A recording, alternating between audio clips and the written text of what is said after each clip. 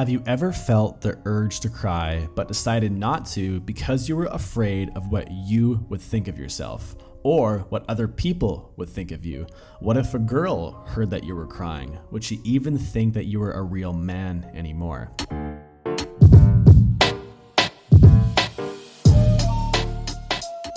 I've sat with a lot of different men.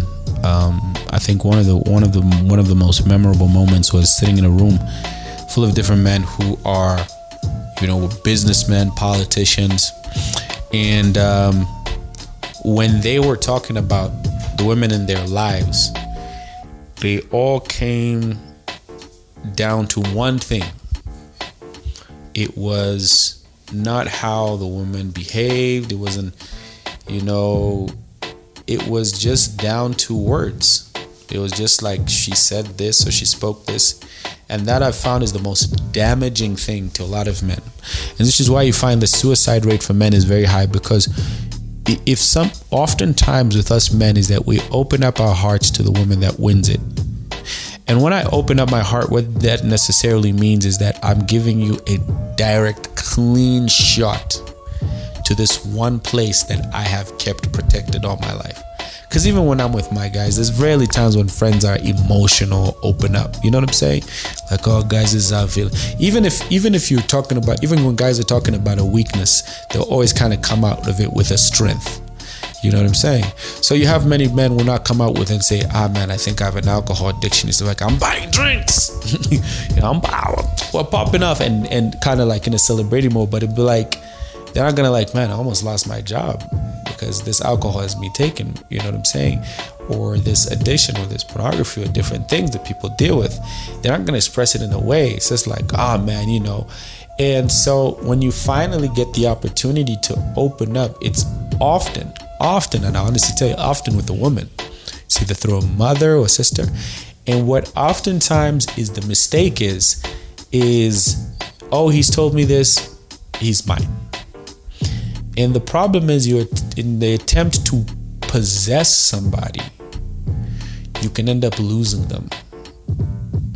And so he told me this, okay, cool. Now we're having this heated argument. How do I hurt him? Oh yeah, I remember that thing he told me. Boom. Guess what happens? Oftentimes, I'm not gonna leave. I'm just gonna shut down. And you have lost access and privilege to my heart, and that's done. And I tell them, you can feel how you feel about it, but I've talked to countless men. I've had young men. I've served as a youth director for my church. That is the number one place where women lose men in their lives, whether they're fathers, whether they're brothers, it's words. And I also challenge with men as well, you know what I'm saying?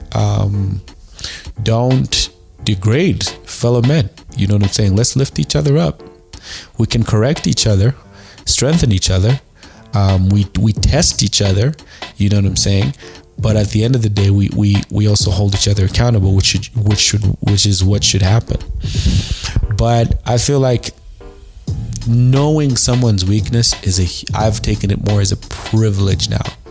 It is a huge privilege that you cherish and you hold back. You know what I'm saying? If a person is open enough to tell you their insecurity, it is a privilege that you need to be able to cherish and take to the grave. Even when we fall out, oh, we're not cool. Good. I'm never going to bring this up. I'm never going to use it against you. I'm never going to try to embarrass you. I'm not going to get one over you. I will keep that respect. Yeah, you know what I'm saying? If we're not feeling the same, it's good. But when you told me that, or when I learned that, we were good. So, and I will cherish that part.